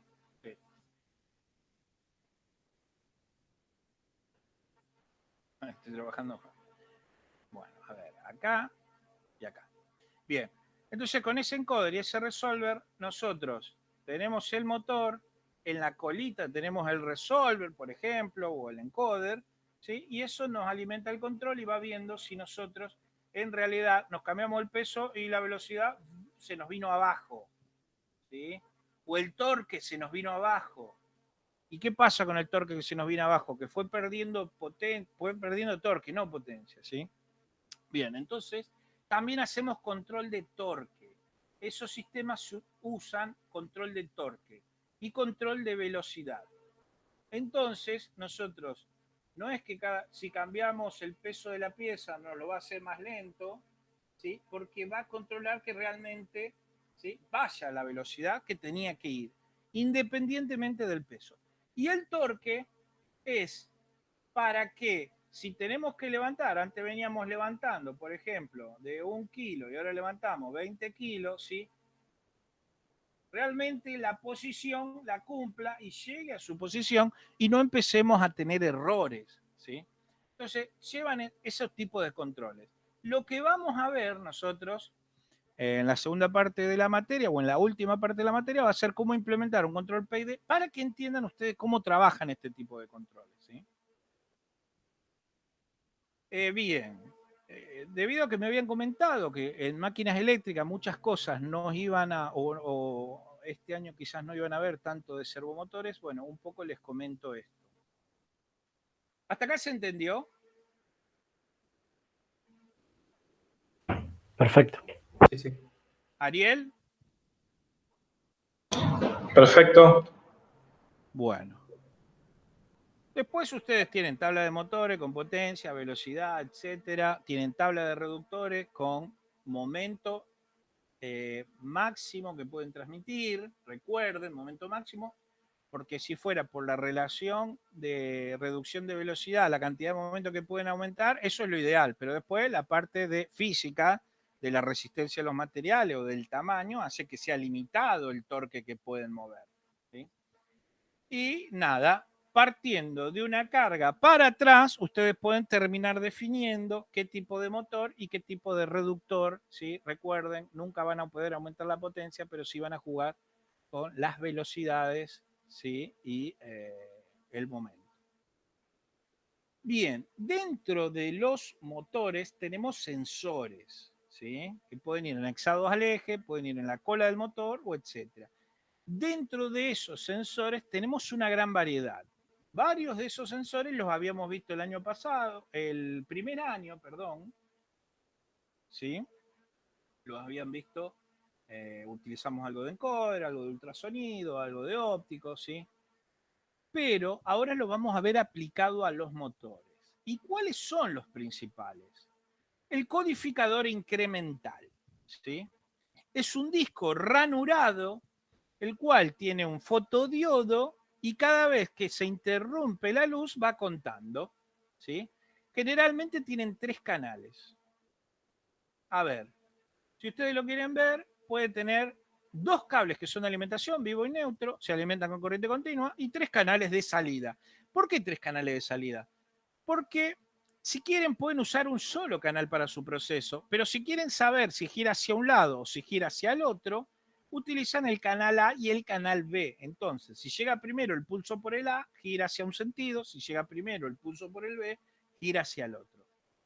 Y el canal Z, ¿sí?, es el canal que arroja un pulso cada vez que da una vuelta completa. Entonces, tiene esa variante de canales de salida por si ustedes quieren hacer un proceso que controlan la posición. ¿Y cómo controlan la posición? Recuerden que un encoder, ¿sí?, tiene tantas ranuras como en ángulos lo podían mover, ¿sí?, o posiciones lo querían mover. Y era ahí donde tenía la resolución. Por eso podíamos trabajar con encoder, ¿sí?, con 1 minuto de precisión, ¿sí? Nosotros tenemos 360 grados, pero a su vez, a ese grado lo podíamos dividir en 60 partes a 1 grado y podíamos tener un encoder que podíamos resolver hasta 1 minuto. O sea que a ese grado inclusive le podíamos encontrar 60 posiciones, ¿sí? Bien. De esa manera podemos trabajar con el codificador incremental. Pero por el otro lado, ¿sí?, esto cuando les suba el material les queda el link para ir directamente después a ver los videos, ¿sí? Tienen el encoder absoluto, que esto un poco también les había comentado la otra vez, que lo que ustedes tienen en realidad van a tener, por ejemplo, una serie de salidas. ¿Y qué les va a dar esas salidas? Les va a dar una combinación de ceros y unos. ¿Y por qué les va a dar una combinación de ceros y unos? Porque los discos en los que se encuentran las diferentes divisiones para medir el ángulo, ¿sí?, están formados de la siguiente manera. El disco externo pasa a ser el bit menos significativo, o sea, el bit que enseguida cambia de 0 a 1, 0 a 1, 0 a 1. El que le sigue va cambiando de 2 en 2, como tendríamos tranquilamente una tabla de la verdad si tuviéramos 4 bits de resolución. 1, 1, 0, 0, 1, 1 y este 0, 1. ¿Sí? El siguiente nos va cambiando de 4, ¿sí? 0, 0, 0, 1, 1, 1, 1. Y el otro nos estaría cambiando de 8, ¿sí? 0, 0, 0, 0, 0, 0, 0, 0. Y a partir de ahí vendrían los otros 1 y esto se repite nuevamente. Esta parte se repetiría de nuevo acá. Si tiene 4 discos, tiene 4 bits de resolución. Si tiene 3 discos, 3 bits. ¿Sí? 2 discos, 2 bits, aunque ese ya no viene. De 3 bits, ¿sí? Entonces, fíjense en que si es 4 bits, 2 a la 4, ¿sí? ¿Estamos bien? Podemos medir ¿cuánto? En un absoluto que tendría así. En realidad tienen muchos más, ¿no? 16 posiciones, ¿o no? 0, 1, 2, 3, 4, 5, 6, 7 y si hacemos los otros 8 que estarían en 1 más la tabla volviéndola a repetir, llegaríamos hasta 15. De 0 a 15, 16. Entonces, con un absoluto podríamos estar midiendo 16 zonas. Por supuesto que si tenemos muchos más, cada vez lo logramos más preciso, ¿sí? Y de esta manera vamos trabajando dependiendo de la salida. Entonces podemos saber si está en una posición tal, es porque tenemos la salida 0, 1, 0, 0, u otra posición 0, 1, 0, 1, y en función de sus posiciones nosotros vamos teniendo la diferente combinación de bits, ¿sí? ¿Se entendió? Sí, sí. Sí. Acá aprieto un poco rápido porque generalmente esto ya un poco lo comentamos y nos están quedando 10 minutos, ¿sí? Los codificadores lineales no son nada más y nada menos que el codificador del tipo incremental, solo que ahora en lugar de tenerlo en un disco, lo tenemos en una regla, en una cinta recta, ¿sí? Esto generalmente se utiliza en máquinas CNC para medir posición. Entonces, lo que va haciendo es, va contando, ¿sí?, dependiendo de la cinta, acá lo ven, ¿sí?, vienen así, se clavan directamente, se atornillan directamente, por ejemplo, a las bancadas de las máquinas herramientas y a la salida de ese cable, ¿sí? Esta está fija, esta es la que se mueve, ¿sí? Con, por ejemplo, la bancada de un CNC o lo que sea, ¿sí? Y en función de eso, lo que nos está tirando es una serie de pulsos. Dependiendo de la resolución, por ejemplo, en este caso, podemos medir para este tipo de modelos más o menos 3 o más o menos 5 micrómetros, o sea, la millonésima parte de un metro o la milésima parte de un milímetro de precisión, ¿sí?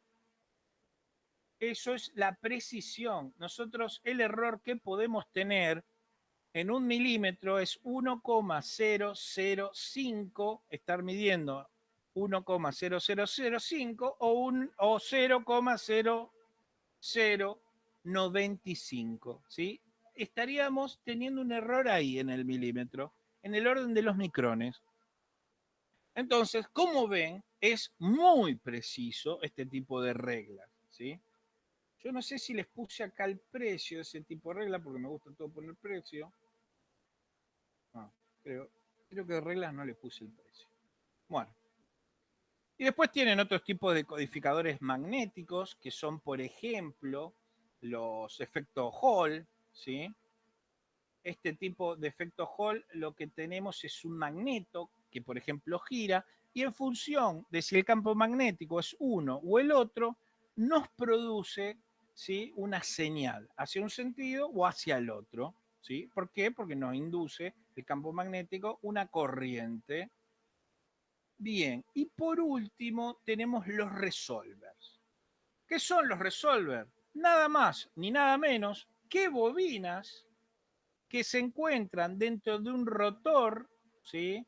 También bobinado o imán fijo también podría ser, ¿sí? Que tiene un campo magnético, y lo que nos generan esas bobinas, si ustedes saben bien, cuando nosotros tenemos, por ejemplo, si tendríamos un imán, ¿sí?, en un eje, y ese imán tenemos una bobina que nos mide, por ejemplo, ¿sí?, cerramos el circuito, la tensión, ¿sí?, esto giraría. ¿Qué va pasando con el campo magnético a medida que el eje va girando y el imán se va alejando?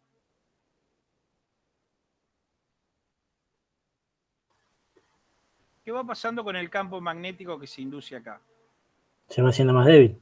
Bien, y por lo tanto, la fuerza electromotriz, ¿sí?, que se induce, o la tensión que se induce en la espira, ¿qué va pasando? Va tendiendo a cero. Bien, y fíjense en esto. Este se podría decir que es nuestro eje. Este se podría decir que es nuestro imán. Este se podría decir que es el eje X, o el eje tiempo, perdón. No es el eje X. No es el eje X, es el eje tiempo. Y este es el eje velocidad angular, la velocidad con la que gira. Entonces, si en un segundo hacemos una vuelta, estaríamos teniendo esto, ¿sí? Esto es la tensión, podríamos decirle, ¿sí?, coseno de omega t, bla, bla, bla, y la tensión, y podríamos tenerlo como parte de acá, podríamos decir que a medida que viene este punto, se encuentra en este punto, cuando está en este punto, se encuentra en este punto, cuando está en este punto, se encuentra en este punto, cuando vuelve a este punto, se encuentra en este punto. Es por eso que tenemos una función senoidal, que en función del tiempo, porque esto gira a una velocidad, ¿sí?, podemos ver cómo se nos induce, ¿sí?, una tensión en los bobinados de los sensores. Y en este caso, como tenemos La bobina, acá partimos de una función seno. Si tendríamos la bobina, ¿sí? Por ejemplo, acá, en este caso, perdón, así, ¿sí? Y en este caso, para la función seno así, para la función coseno así, ¿sí? Entonces, voy a borrar para que no se nos haga un nudo. Voy a poner de nuevo esto. Bien. Entonces, si tenemos la bobina así, estamos midiendo la función coseno. ¿Sí? Si tenemos la bobina así, estamos midiendo la función seno. Y ahora la que nos dibujaría sería una onda de este tipo. ¿Sí? Perdón, así. Parte del centro y parte así.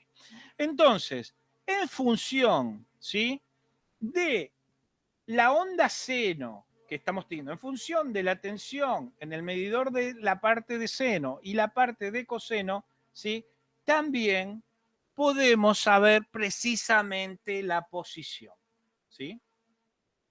Si tuviéramos una sola, quizás también podríamos medir la posición, pero con dos ya perfectamente medimos la posición, ¿sí?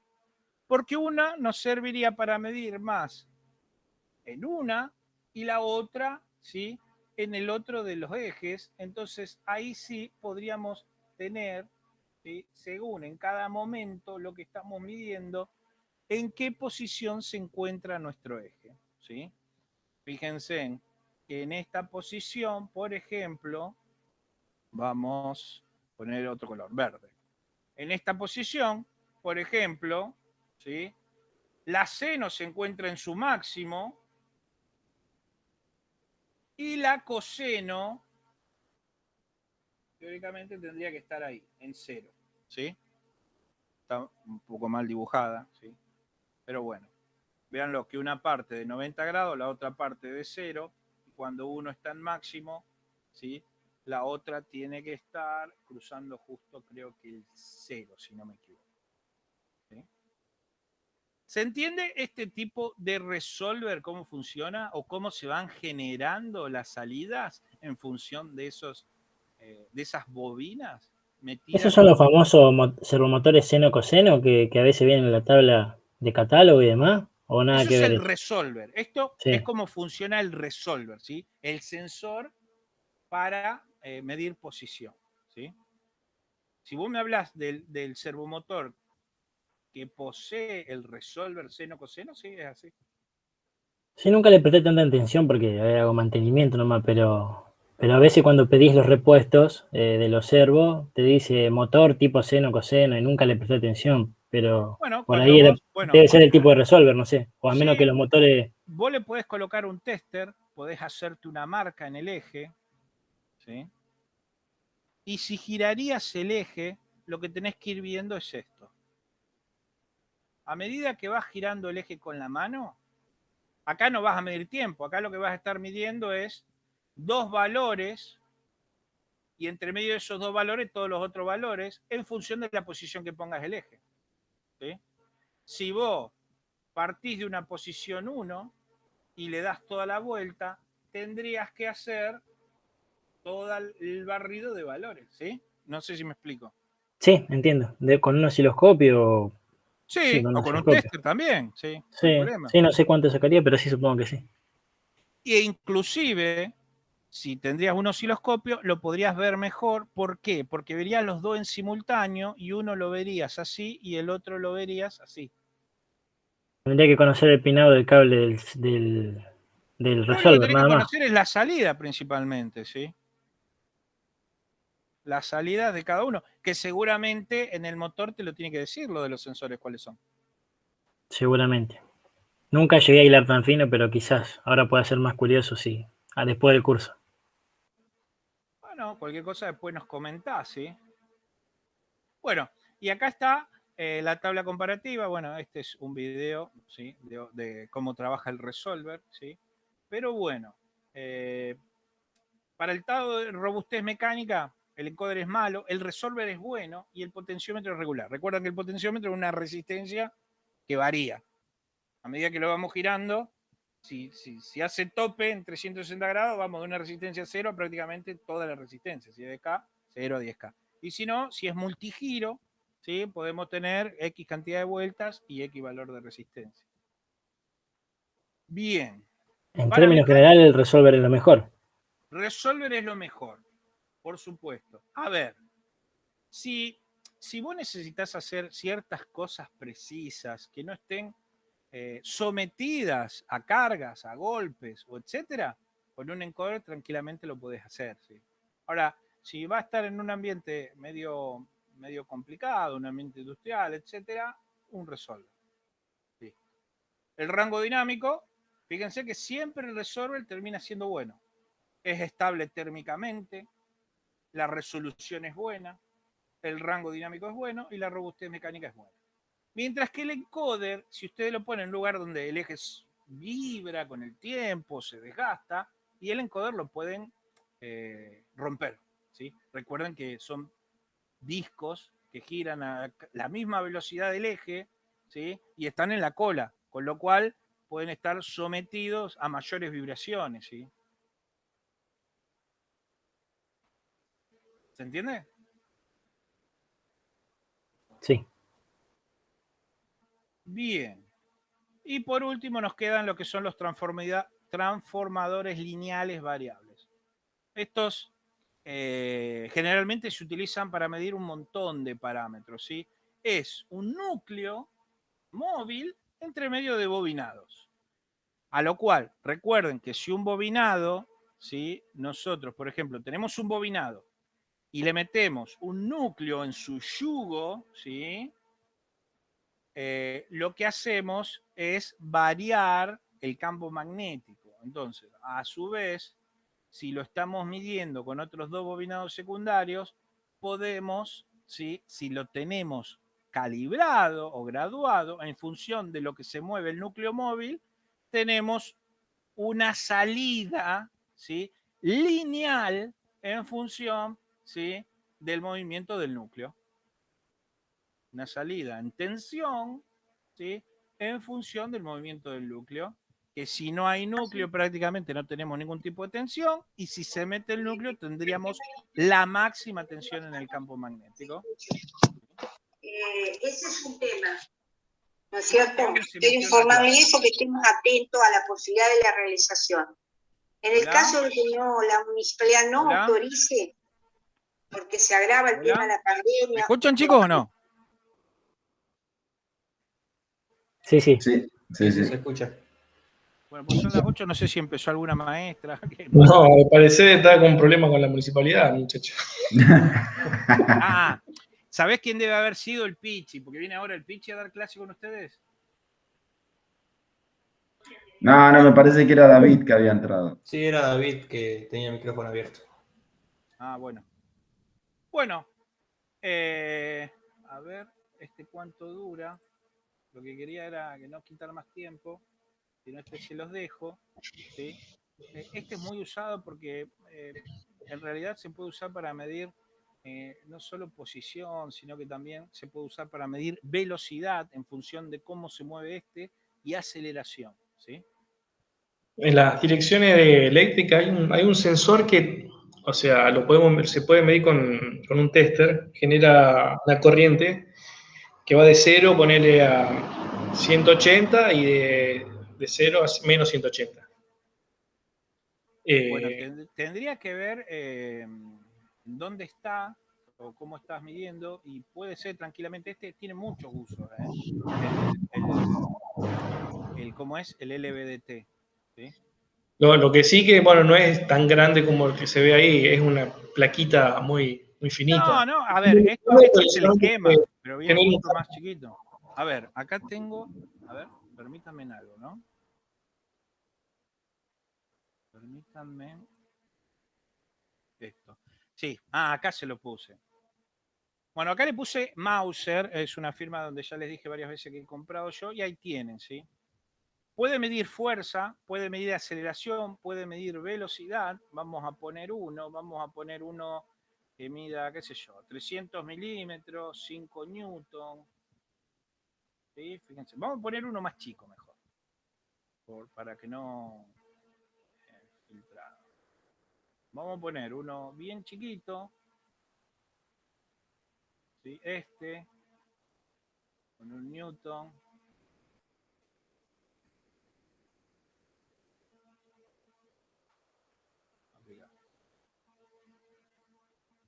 Nada. Voy a correr esto. Uy, quiero sacar esto de acá.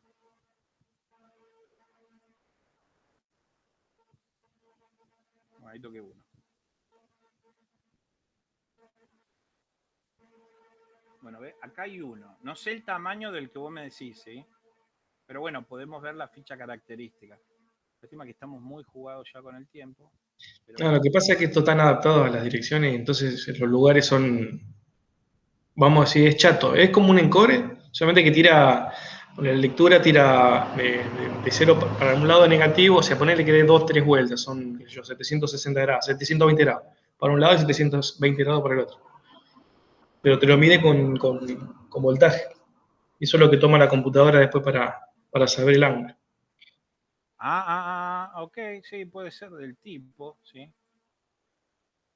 Fíjate que, por ejemplo, este es chiquitito, muy chiquitito. Este acá tenemos la ficha técnica, pero el que yo puse es de 1 milímetro de recorrido y puede medir una fuerza hasta de 1 newton con una linealidad, o sea, lo que te está midiendo es de 0,9 micrones, inclusive, con un voltaje de alimentación de 3 volts.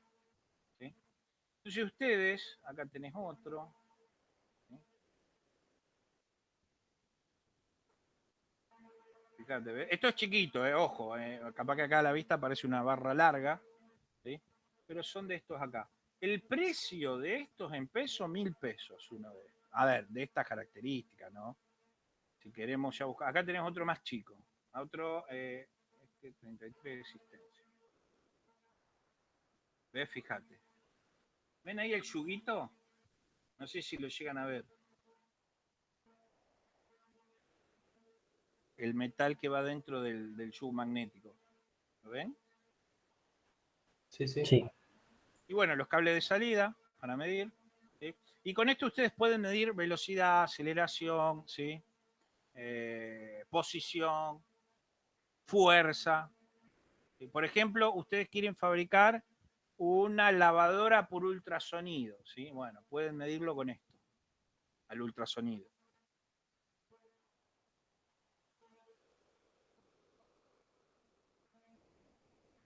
Bueno, y ahí medianamente hemos terminado con este capítulo medio largo, ¿sí? Pero bueno, era un pantallazo. Lo último que nos queda son las pinzas, pero creo que ustedes no tienen mucho problema en todo lo que es agarres y pinzas. Generalmente estas pinzas, generalmente muchas son neumáticas. Cuando es agarre, ¿sí? Prácticamente son neumáticas. O con ventosa, en lo cual necesitan una bomba de vacío, ¿sí? O pinza donde entra aire por un lado, sale aire por el otro, entonces trabajan así abriendo y cerrando, ¿sí? Y después, si no, ya son cuestiones con algún electroimán, o también puede ser neumática, cuando ya, por ejemplo, quieren usar, por ejemplo, una pistola de pintura, ¿sí? Pero bueno, ahí se la ponen directamente en el extremo del brazo. O si quieren usar una soldadora eléctrica, ¿sí? Ahí ya digamos, el soldado, ¿sí? Ya se hace mediante controlar la soldadora, el prendido, apagado, etc.